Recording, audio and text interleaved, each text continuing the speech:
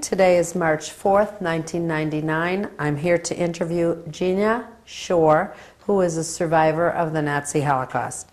I'm doing this under the auspices of the Holocaust Documentation and Education Center, Incorporated. The purpose of this interview is to add to the oral history of the Holocaust so that through this living memorial, future generations will know what happened. With this knowledge, we hope to prevent any such occurrence in the future. Thank you very much for being here. We'll begin. You're welcome. If you can please tell me your full name. My name is Gina Shore. And what name were you born? I was born July 20, 1925 in Zlochów. What was your name when you were born? Tenenbaum. And how big of a town? It was a very small town. It was on the map, or a small town, a nice town. There was a lot of Jewish people living there. I went to school there.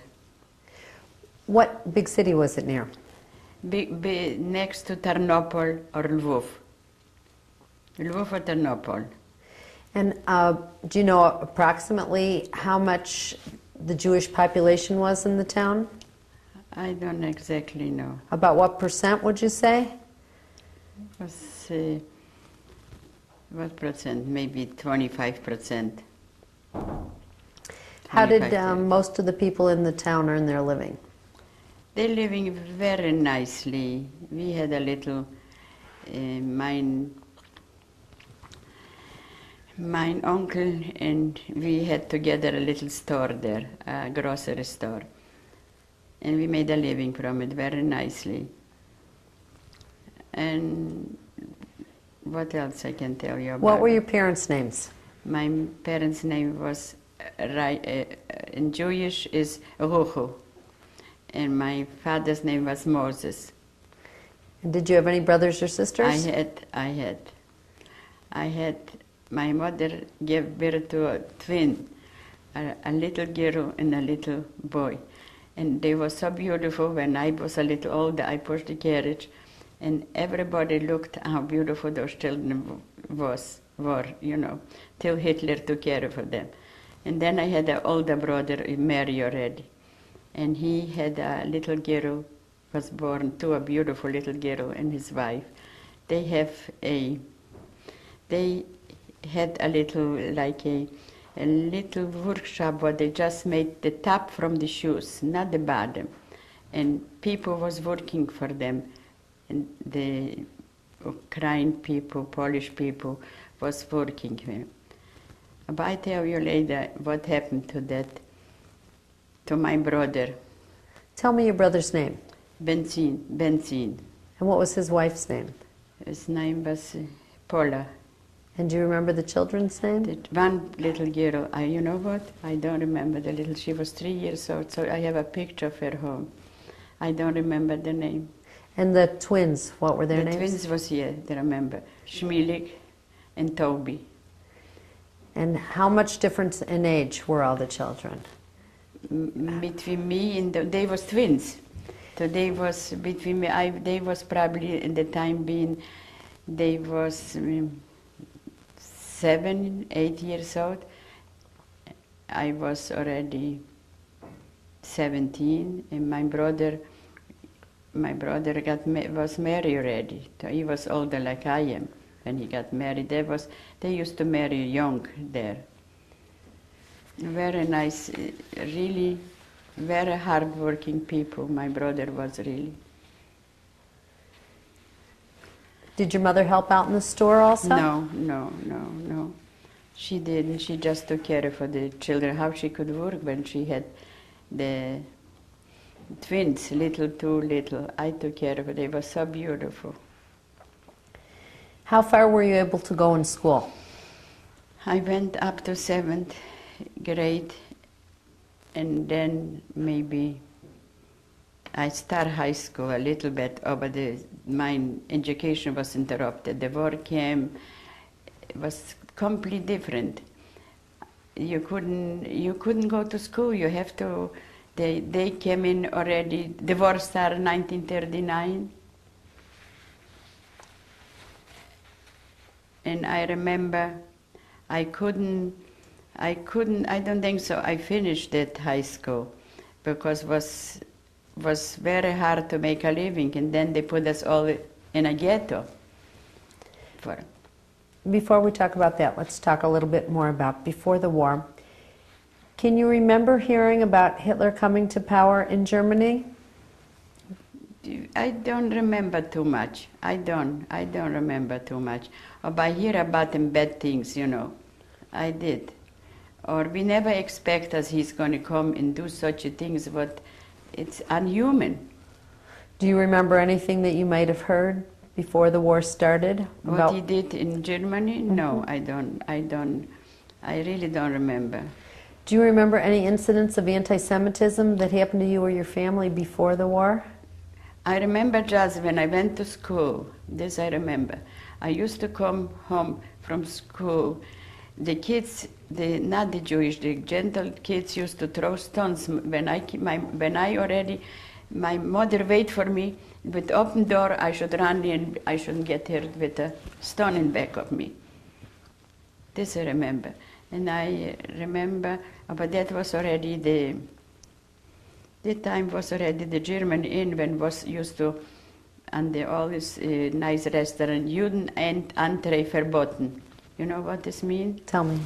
This means as Jewish people cannot enter that restaurant.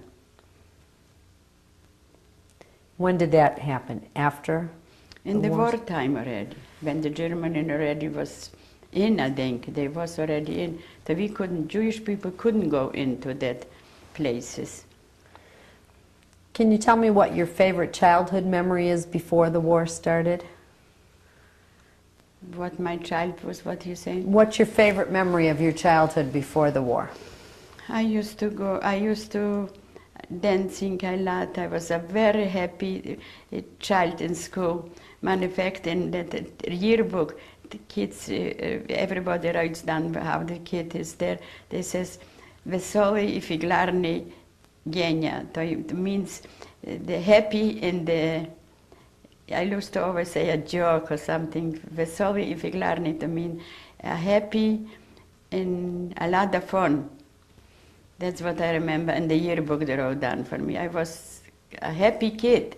I loved to dance, I loved to sing, I loved to take part in school. It was something like a rehearsal of something in school when they did kids. I was into it.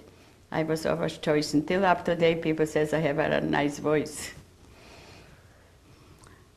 Do you remember any of your favorite songs when you were a child? Oh yeah, another Jewish, a lot of Jewish songs I remember. Jewish, not Polish, mostly Jewish song. We speak in the house Jewish. We didn't speak too much Polish.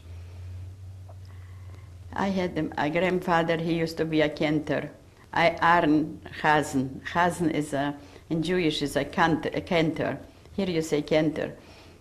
We mostly speak Jewish in the house. Were you very observant? Not, yes, I was. I went to Bais Yankov, I went to a Jewish school. We was observant, yeah, we was.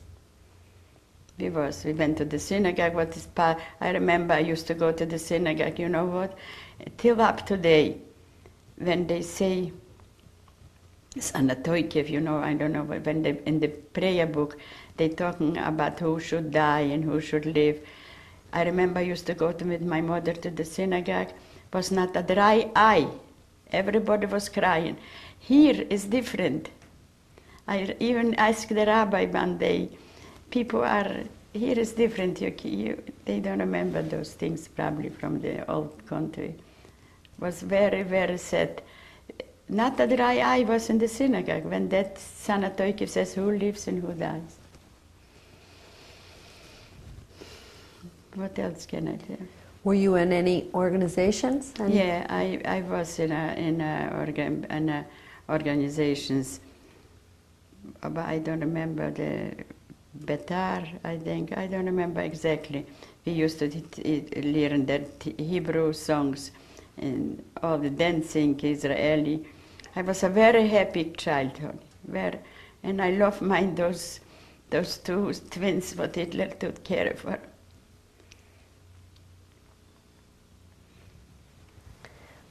So when did things change? Things changed when Germany came in. The war was started 1939. After a while, after a while, we couldn't do a lot of things Jewish children could do it, but other children did. They right away put for us a star, and a yellow star. They recognize us. We are Jews. In the back a star. They shouldn't miss it. Nobody would know. Nobody knows of it. Jewish girls some those gentle took. Some was very nice, and some really they took Juden, they call us, they was very sad.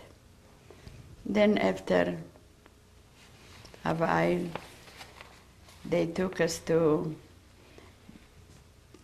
the whole family has to go together to a ghetto. When was that? This was in 1941, I think. So what happened between 39 and 41? What other changes took place? What? Were you able to stay in school? No, I don't think so. I don't think so. I don't remember if I could stay in school. I still went to school as long the war was. No, the minute we had that, the minute they pushed us to ghetto, that's no school. And how about your father's store? Was he able to Oh no, keep his that's store? right away. That was destroyed. No, it was destroyed. This was my father and my uncle together. I don't know what happened to the uncle and my aunt. They didn't have no children, and they. I don't remember what they took. Jewish people couldn't run a store anymore. They took away from us everything. They put us all in a ghetto. So what did your father do to earn a living? In ghetto? Before? They took the store away before the ghetto? Yeah. No, when the ghetto came in, before the ghetto, he was in the store till the ghetto. After the ghetto, he was in the store till the last minute in the ghetto. After the ghetto, then we didn't have no right. We only was we took us to work. My mother was with the children home. They took me to work. I went to a field, and I worked there. I remember I brought in. The time was potatoes. We didn't have what to eat already in the ghetto. Too much food wasn't. So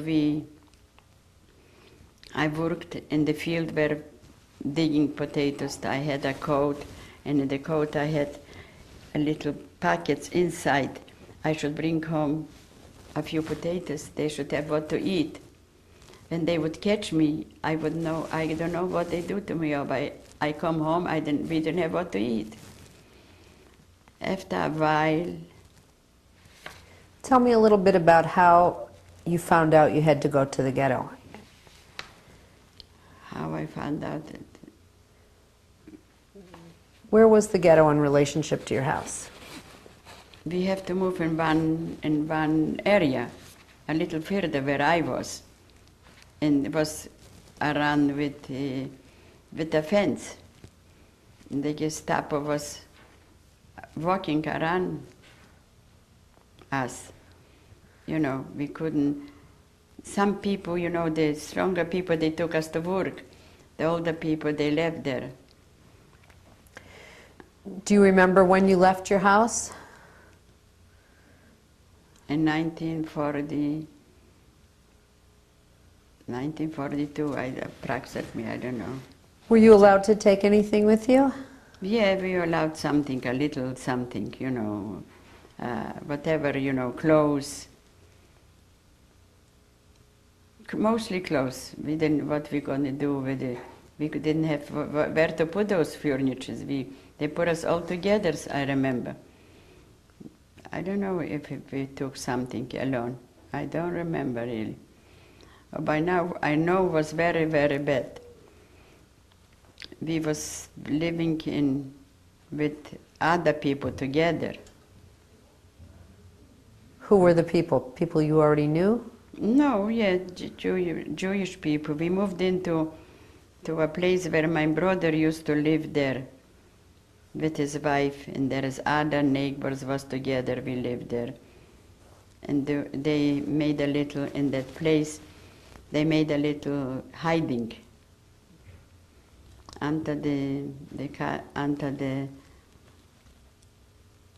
one of those rooms. They cut out a piece of wood, and in case we hear something, they run into.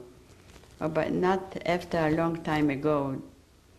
I don't know what happened, but we couldn't hide anymore because the German people came in and the Gestapo came in and they says we only have to go to work. We only have to go. They're going to take us only to work.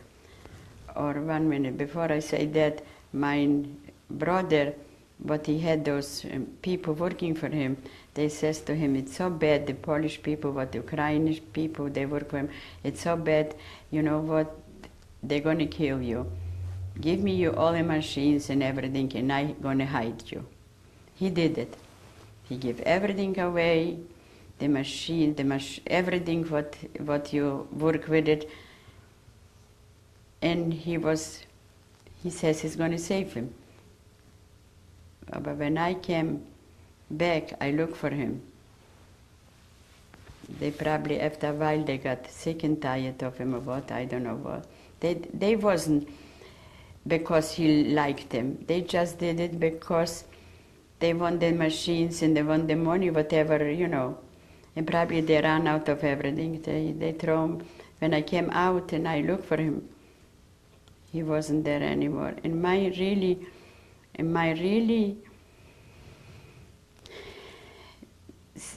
thing to save, I was fighting to save my life, maybe I found my brother somewhere. But I know my mother and the 2 twins and my father is not going to be anymore because they took us, they says they're going to take us all to work, or we went to a cattle train. And the cattle, and I was so naive, I believe him, as we going to work, as I would like my mother and my father and the 2 kids, they should have a good spot in the train. I pushed myself so fast, they should have, I didn't know they're going to Auschwitz. And I was so, I had red cheeks like red paper, black hair, and I dressed in a black, from the school till a black little school clothes. And I really looked very nice in that Gestapo. Before we have to go in, the Gestapo, he was standing with that rifle.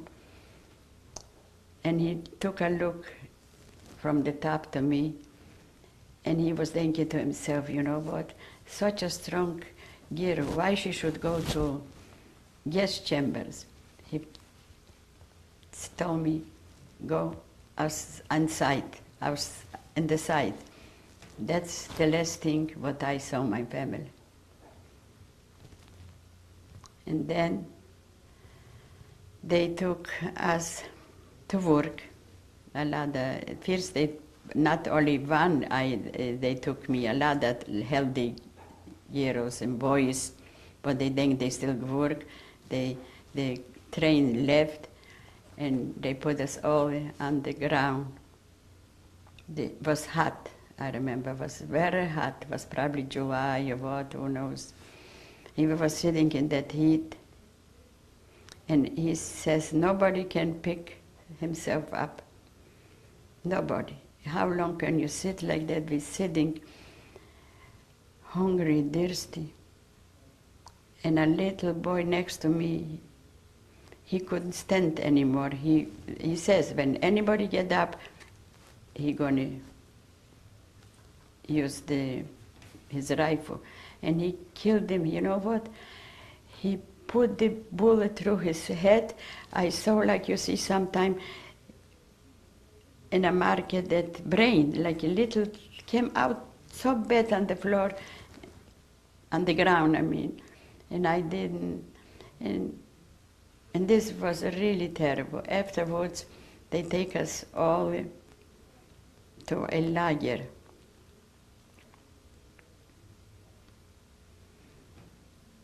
They took us over to a lager.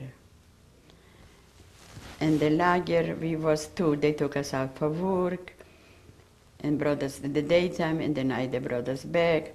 And then they told us to work. This was really very bad. We worked sorting clothes, but a lot of things I recognized the people clothes, where they put the clothes, glasses to glasses, rings to rings. And I didn't tell you too, whatever I had, I have little earrings, I have to give them up. You couldn't own nothing in gold. Anything, they have to throw it in on for them, what they did with it. And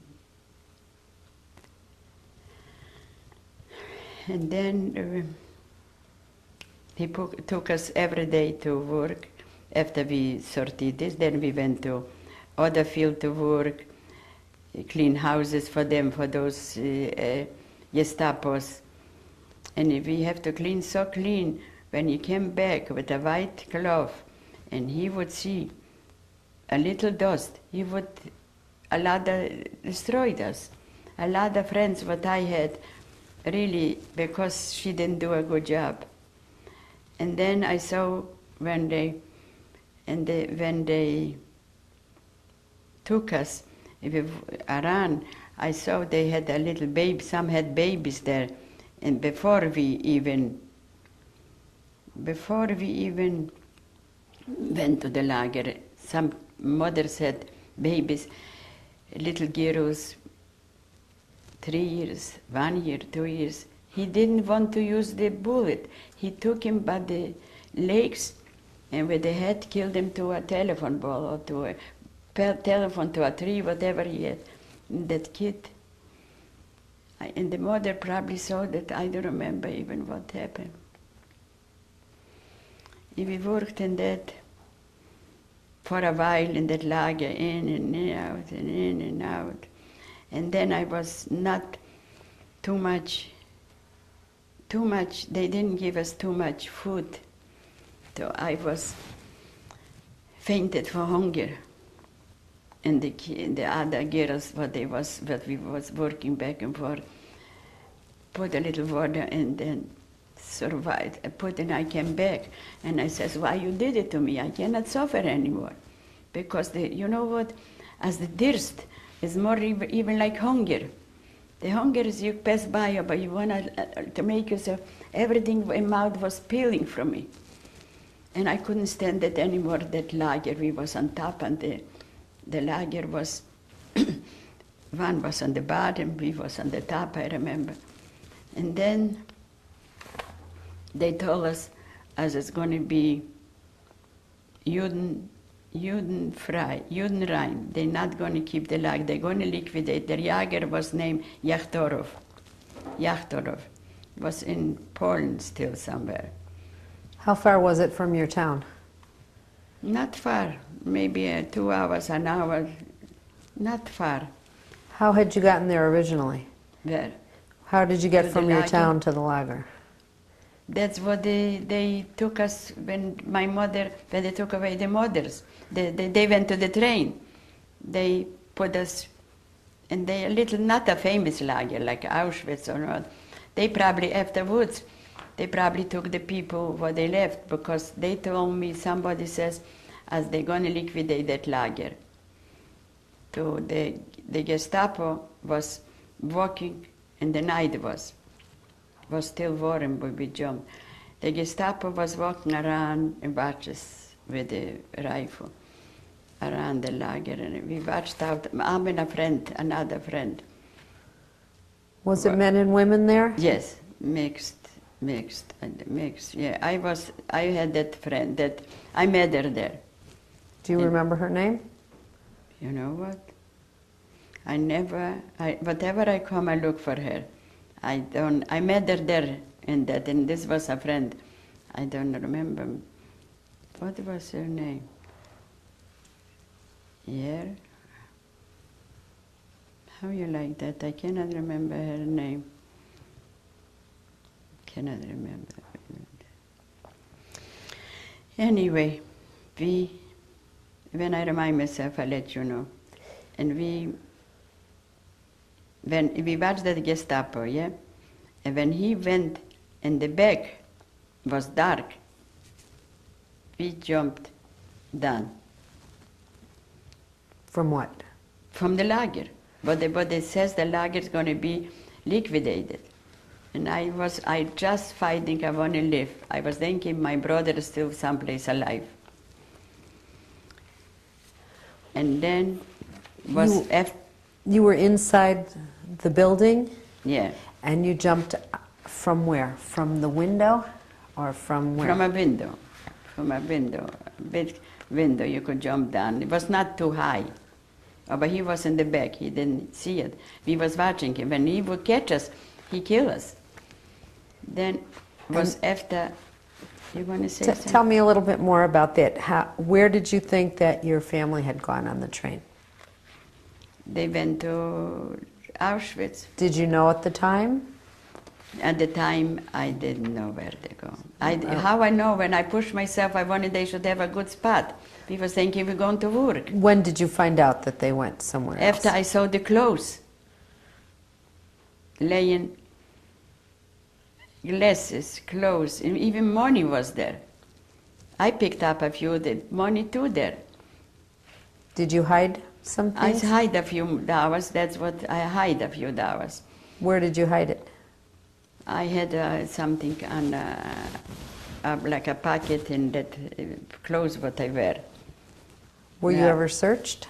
No, when I was received, that's why I ran away. They didn't have a chance to me. So they would kill me probably. Oh, but the money saved me a little bit, because I'll tell you later what happened. So how long were you in the lager altogether? I was maybe, I don't know, not long. I was 8 months. I don't know, not too long. But they says they're going to liquidate it. It was a small lager. They didn't pay. They didn't want to keep it. They probably wanted we should. About how many people were in it, would you say? It was a lot. One on top of the other was terrible to live there, really. What- Maybe 100, 150, 200, who knows? I think it was very bad to live there. Were women and men together or separate? No, we was mostly women there. I don't think so. We had young girls, healthy people. And you said the food was not very good. What was the food? Do you recall? I just was wishing one day, I wish one day I should eat enough bread. I wish one wish I had. I should eat bread, how much I wanted, and push away. I says, I don't want it no more. It was hot soup kind of it. I came out, I was skin and bones. What can I tell you? Anyway, what I was talking about. You were talking about when you jumped out. I jumped out. First thing was after rain. You can imagine what kind of food gave me. I was so thirsty, as I didn't care what was on the floor. Was a little puddle from the rain. So I went and eat it like that. Till up today, my stomach is not good. I ate the mud and not the mud, the water I need a little bit. You ask me what kind of food was there. And I didn't know where to go. Here is dark, we both of us holding down. Where are we going to go? What are we going to do? The dark, or we hear dog barking. When dog barks, must be a village someplace close. And when they would catch us in the morning, they would kill us. We were already pale, my red cheek had going. So we went and walked the night, a long night. We walked, finally we knocked, we find some little village, and we knocked on the door, and they know the people as who we are, and probably we was.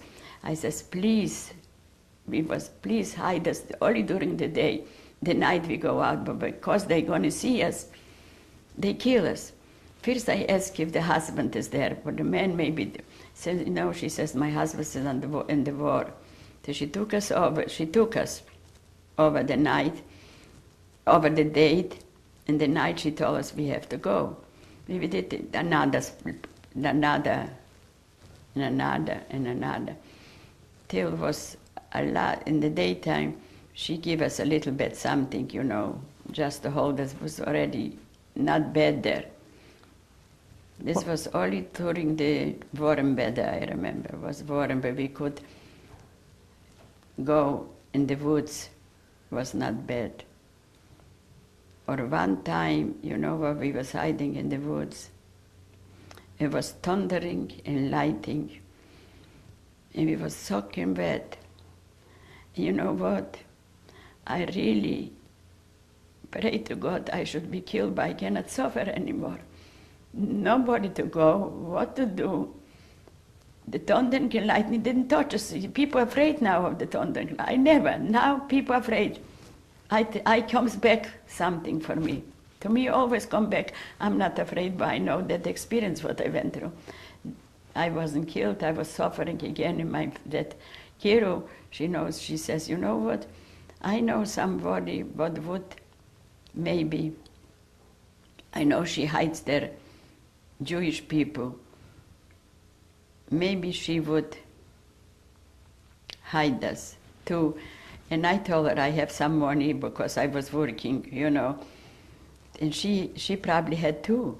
You know, we had hide that money in a kind of close to the body in a pocket, but things got nobody.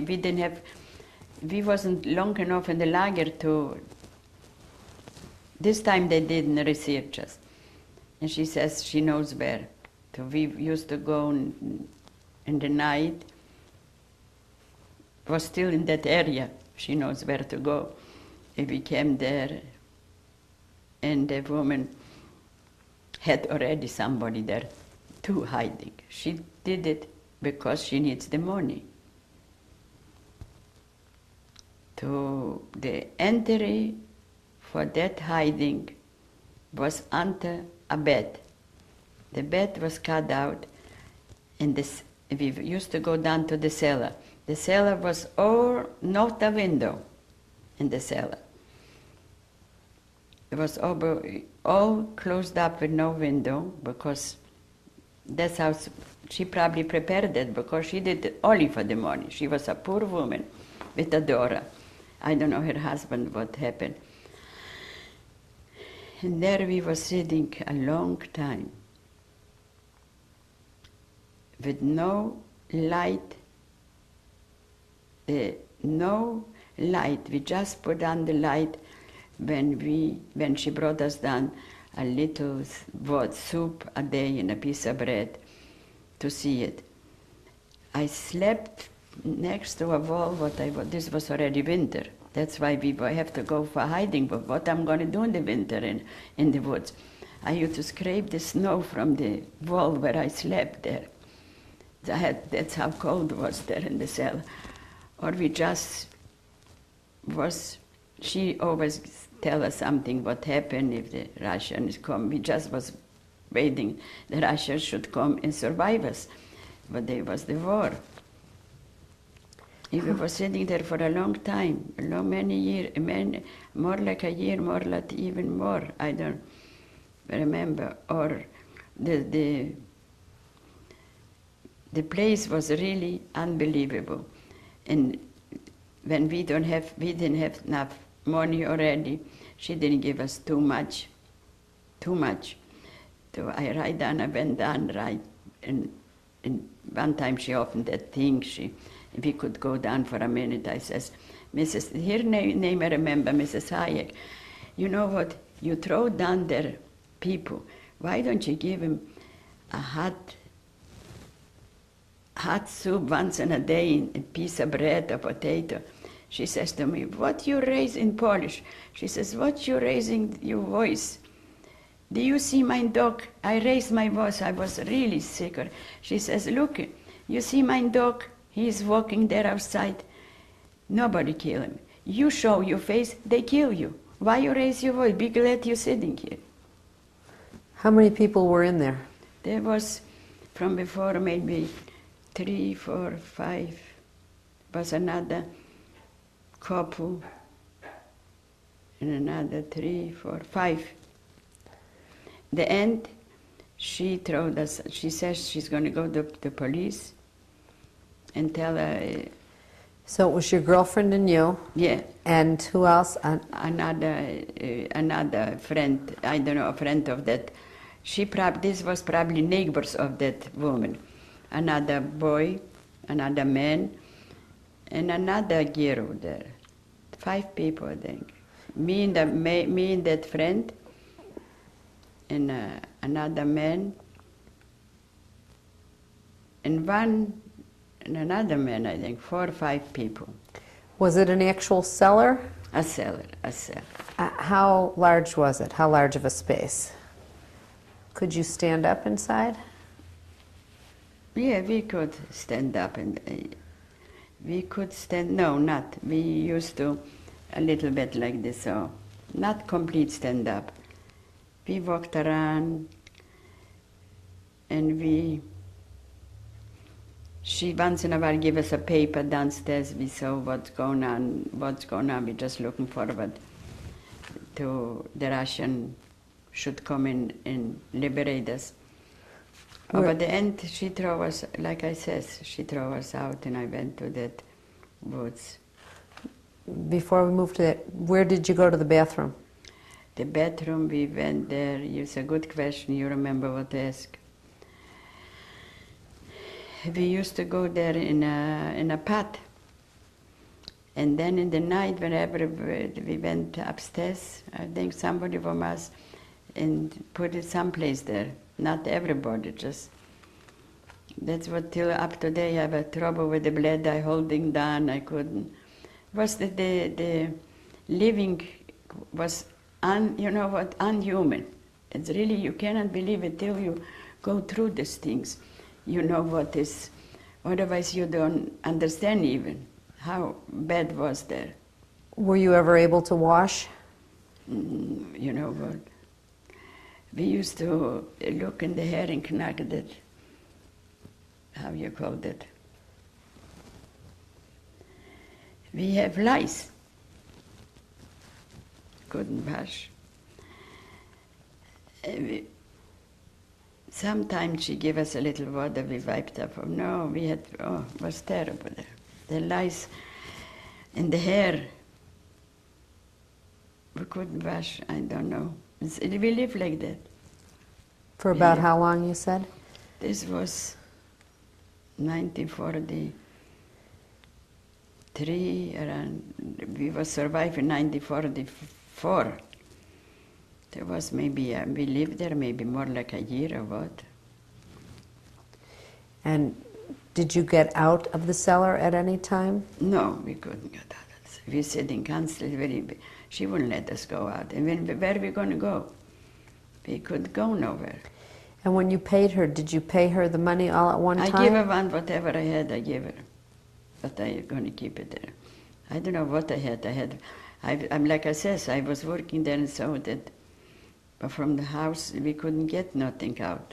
We used the tap, but we had. Were there ever any close calls of being found while you were in the cellar? You know, what she was having, German people maybe came in because she associated with German. When they come and look for us, she says, the Jewish people should be killed a long time. You can imagine who she was. And she has a picture of Hitler and hanging.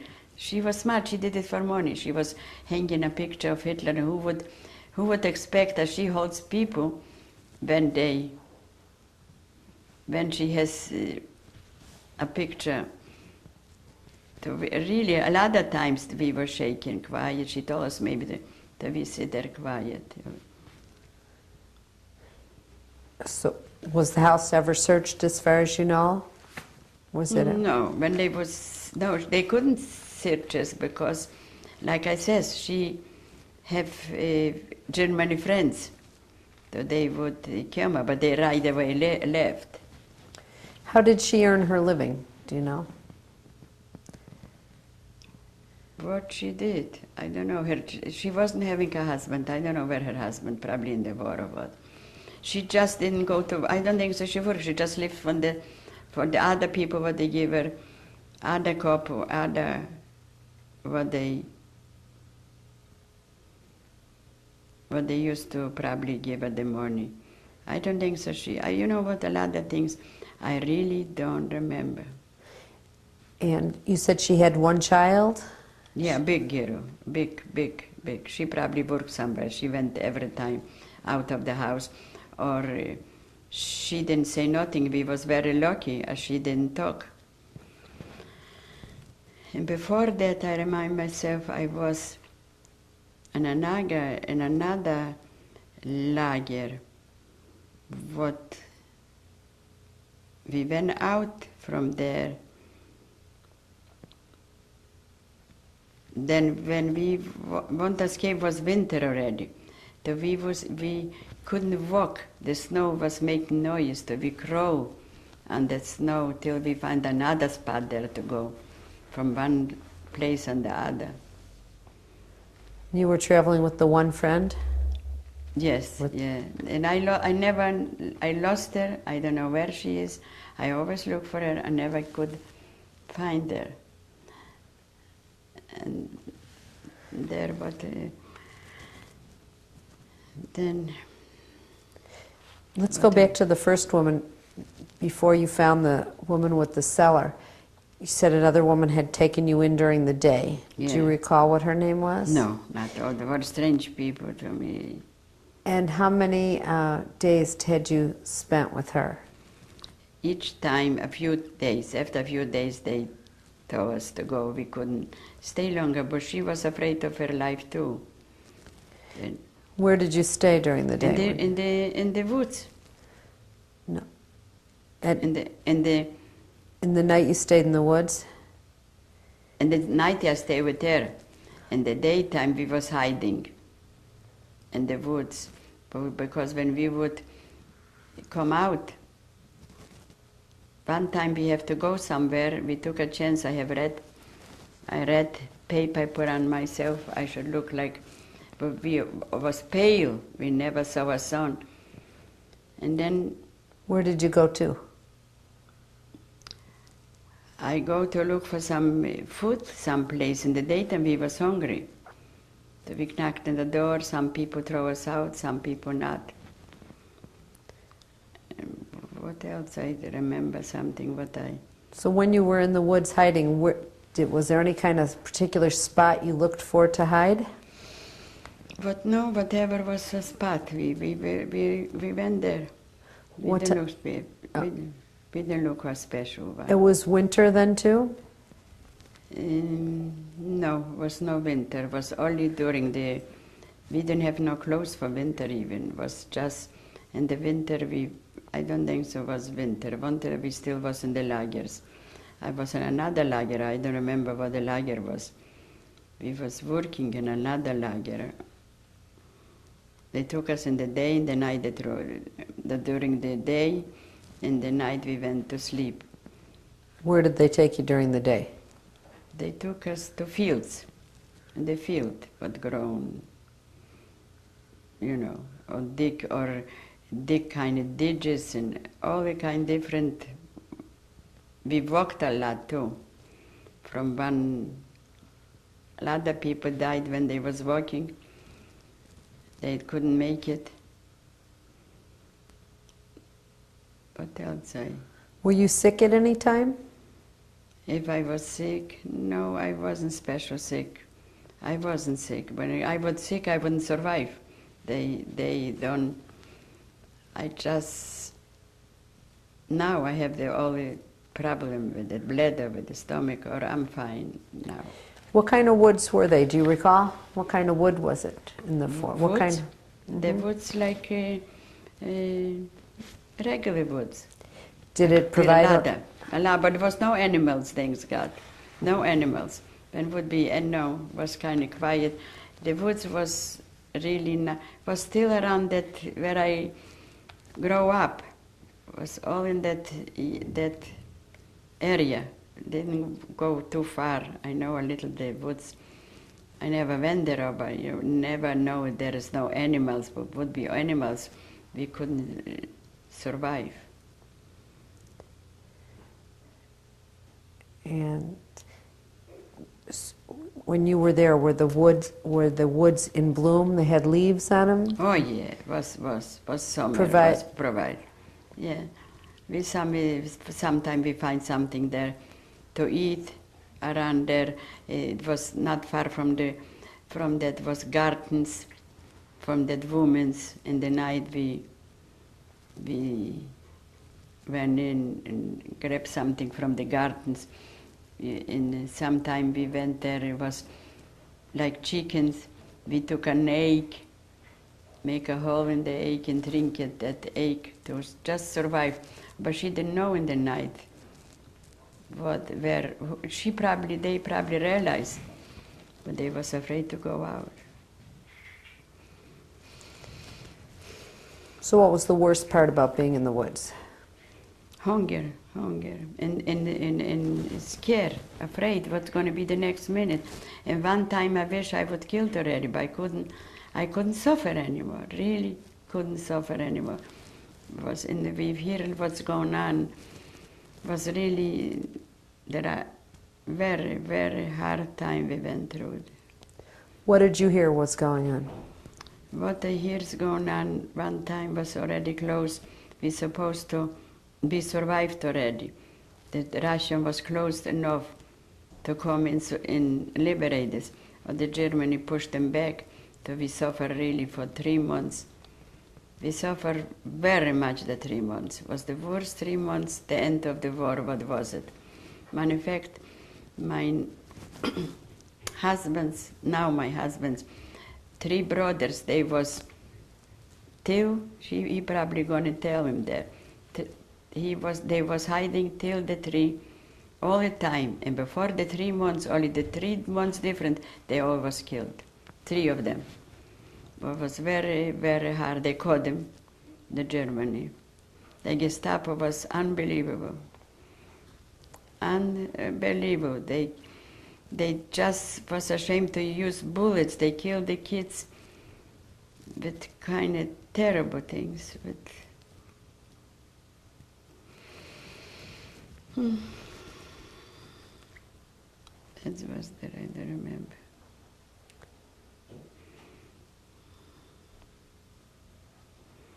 What I went through. Did you ever run into any other people in the woods? Around the people, other woods, yeah, but we didn't. Everybody ran different. Everybody tried. We did, honey. But everybody had a different schedule, and everybody wanted to save their lives. The woods was very scary to live there, very scary. I really don't know how I survived, really, honey. I didn't have no shoes, bare feet, cold, hunger. What was it that you had on?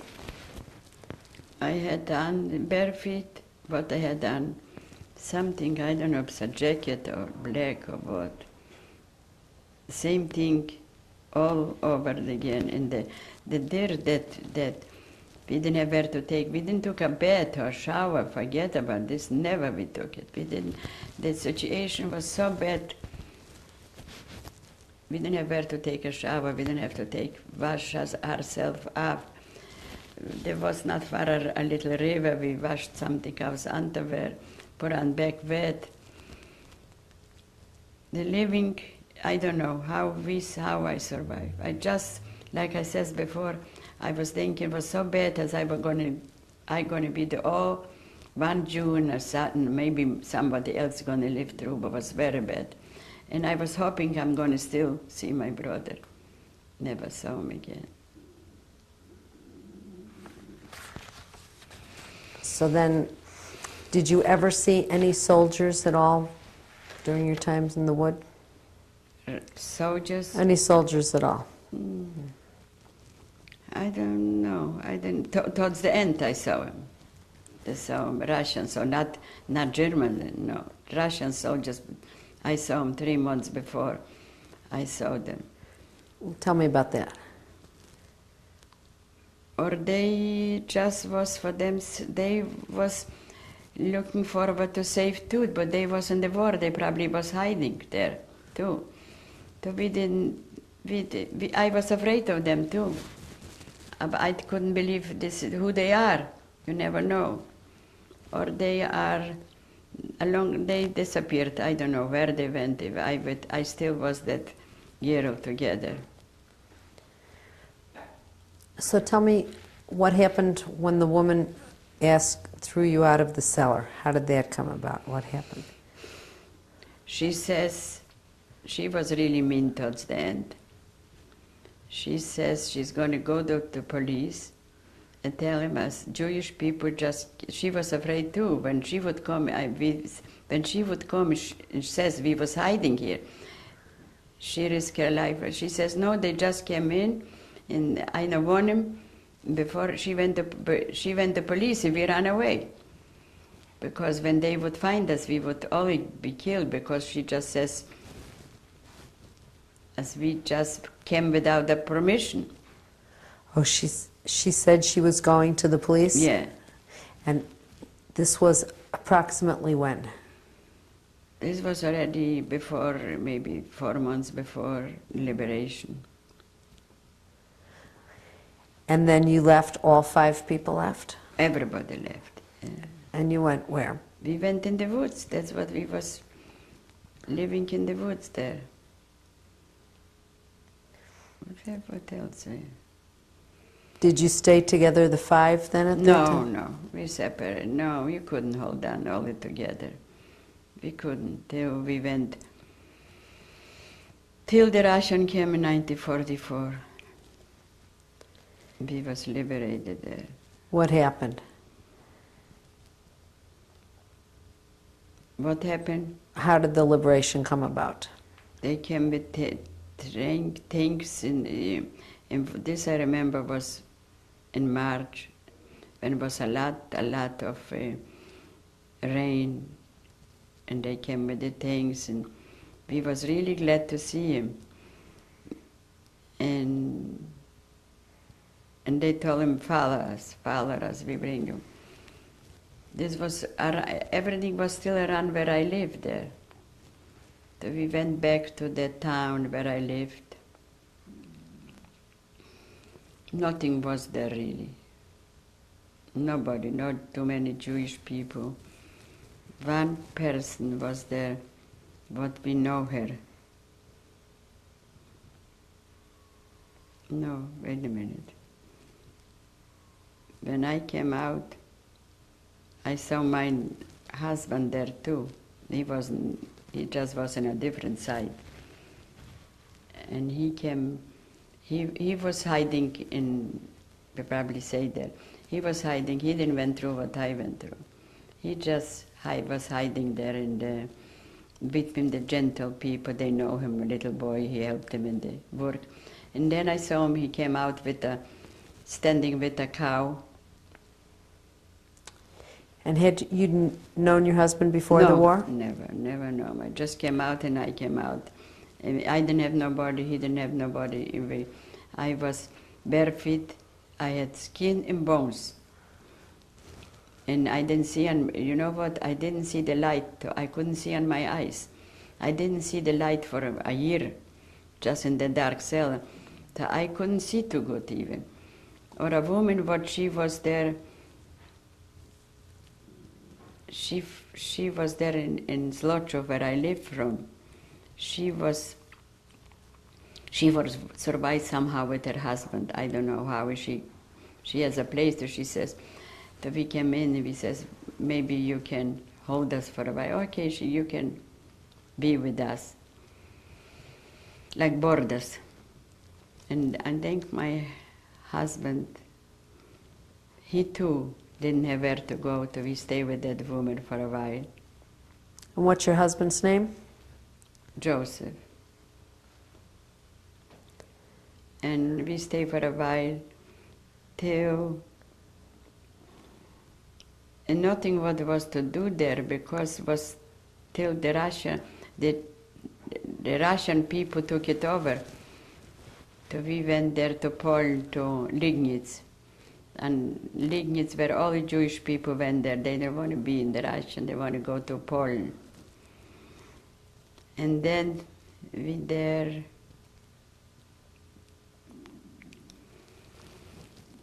find a place there to live, and the German people there, they didn't have what to, for them was already not too good, the Russian, they came and they wanted to exchange clothes, we should give them for food, we didn't have ourselves food. Or we managed somehow to live, we didn't have what to live. So we lived there for a while, and the name was Liegnitz. It was empty stores there. So we opened there like a little store, put up the window, it was empty. And the Russian came in and they want to buy something, and the German came in and want to sell something. And we made something, a living from that. And then my oldest son was born.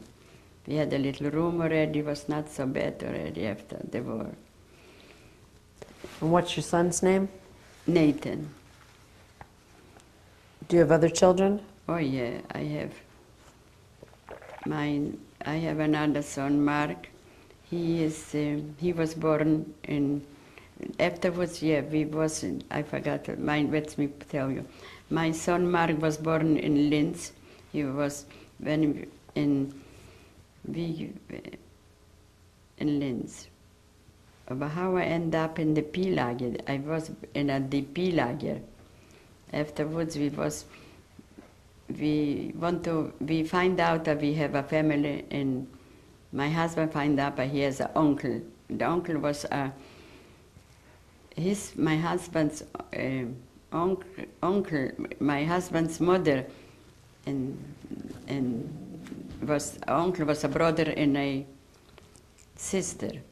So we won't always go to America because he knows he has somebody there.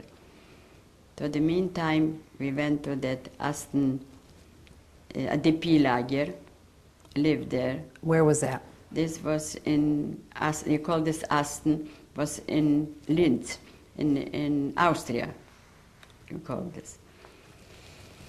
There, yeah, wait a minute, where we went to,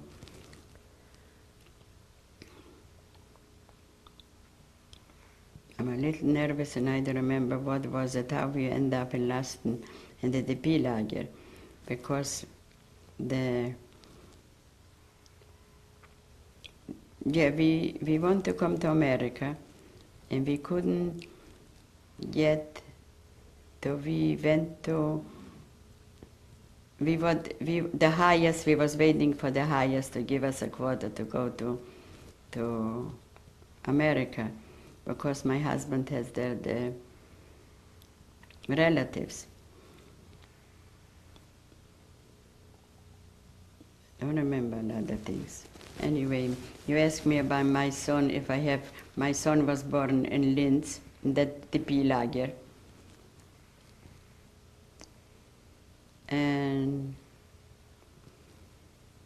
And my oldest son already was, we went to Israel, we stayed there, we couldn't get to America, so we went, the Eisenhower, the time being, says whoever wants to emigrate can emigrate it. We was waiting for a quota to go to America, so yes, so we went to Israel. There I couldn't, my climate, I was so sick, I couldn't take that climate. So we tried to get out of there, and then we went to the DP lager in Aston. So you went to Israel first? Yeah. How did you get to Israel? I got to Israel, how I got to Israel from you could emigrate. Anybody wants to emigrate, we could. And what year was that? This was in 1952, I think. So you had been living in Israel for 18 months, but the climate, I couldn't take it. So where did you live between 45 and 52? We was In Linz? In in Linz? Linz, there where the kids was born. And then in Lignitz, I got married. There was just a rabbi came and just signed the Hippie edition, whatever, marriage license was nothing, just papers, and we went to, we was waiting from the highest to take us to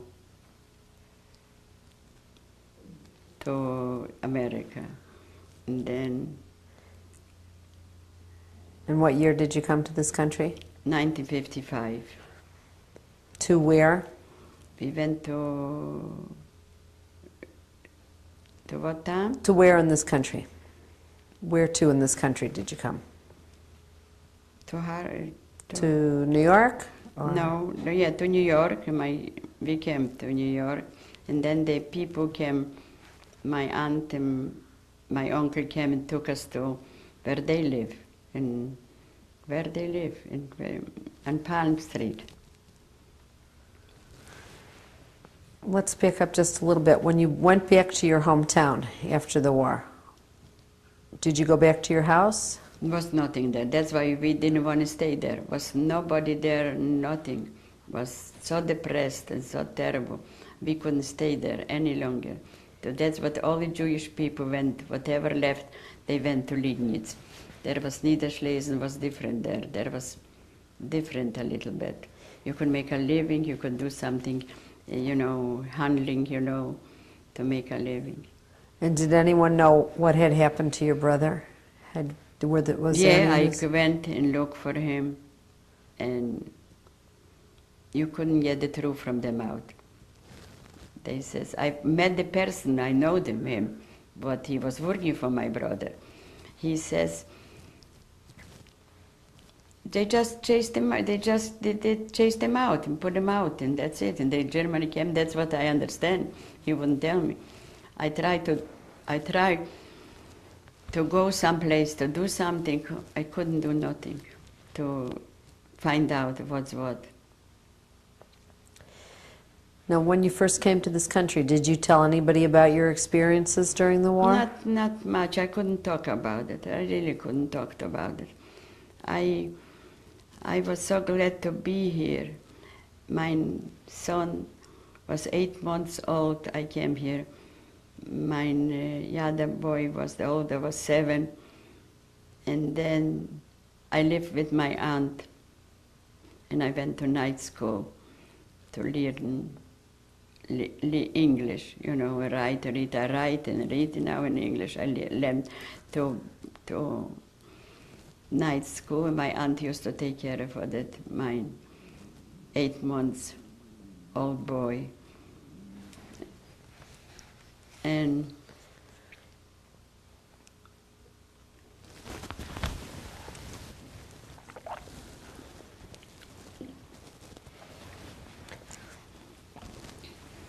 What language did the 7-year-old speak?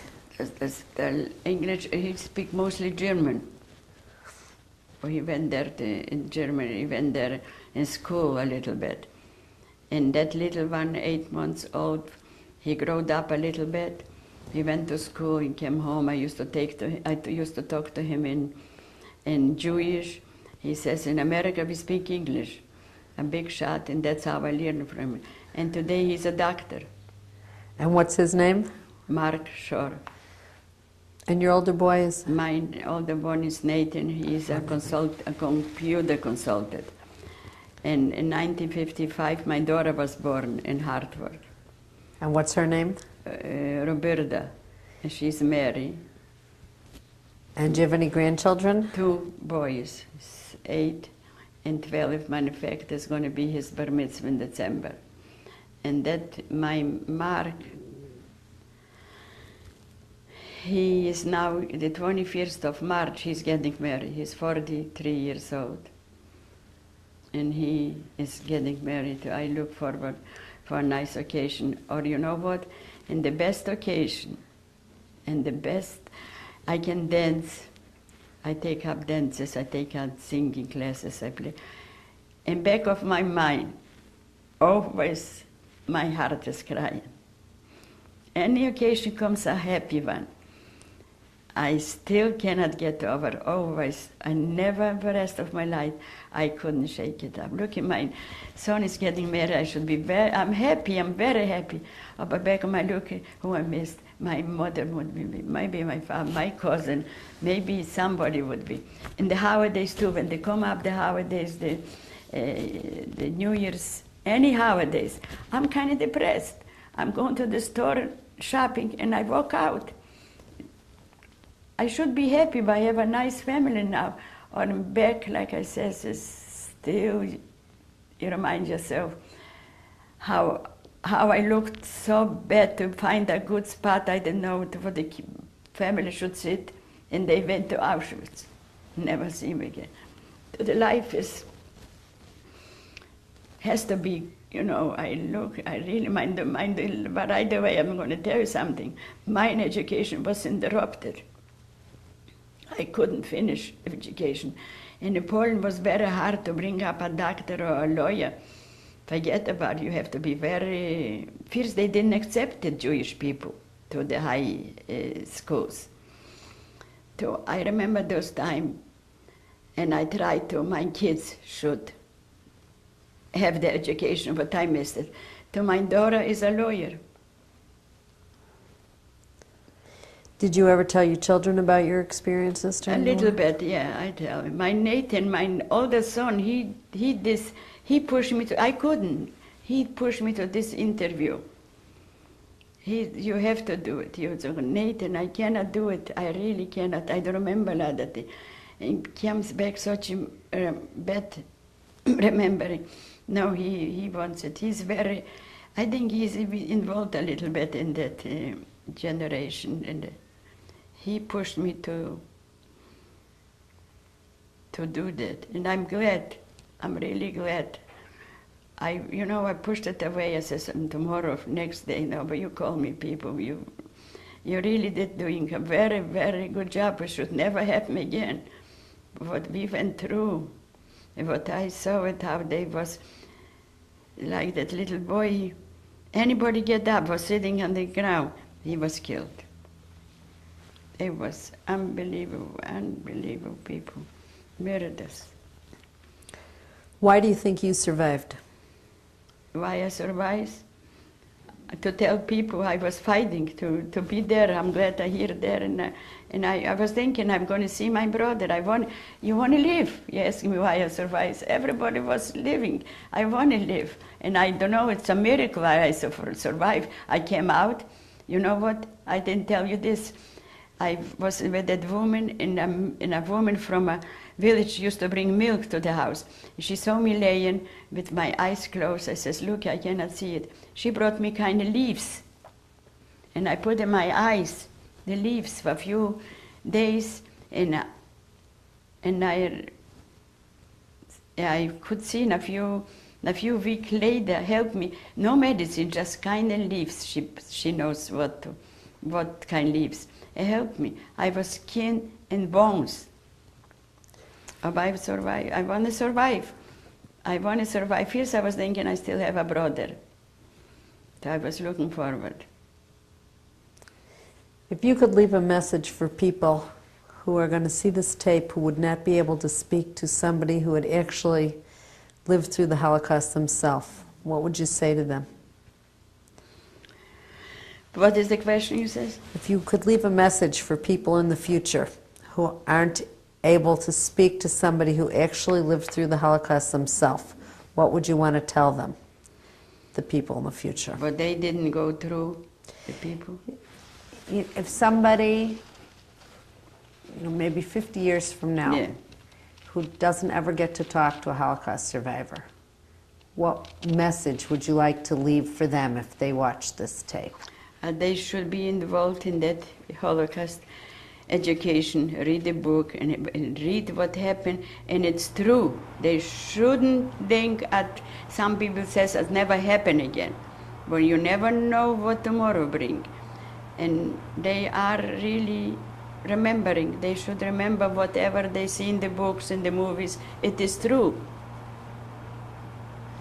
Is there anything else about your experiences during the war that I have not asked you about that you'd like to include?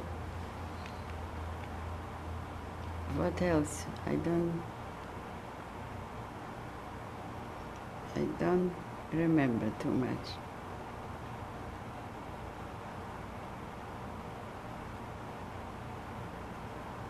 Let me remind myself something about it.